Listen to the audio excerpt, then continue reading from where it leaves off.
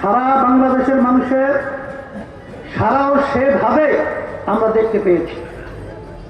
মানুষের উদ্বেগ উদ্দীপনা আলহামদুলিল্লাহ অনেক দেখেছি।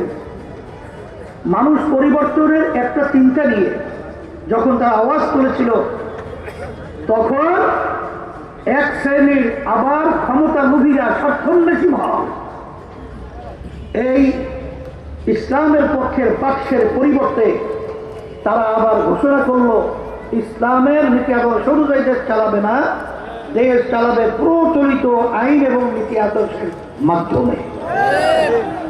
যখন এই কথা বললো তখন আমরা হতভম্ব হয়ে গেলাম। যখন তাদের এই চিন্তা আমরা দেখলাম তখন আমরা হতভম্ব হয়ে গেলাম।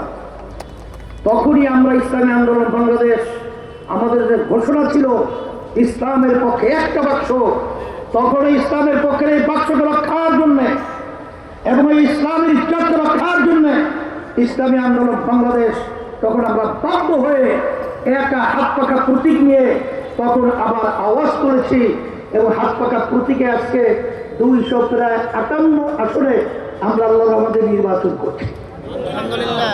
তারই একটা অংশ আপনাদের এই লক্ষ্মীপুরে এক আসন। জাকির ভাই ব্যাপারে আমি আপনাদেরকে নতুনভাবে আলোচনা করে বোঝানো আমার কোনো প্রয়োজন নাই, তবে আমি যতটুকু জানি জাকির ভাই ভালো মানুষ। আরো আসতে বলে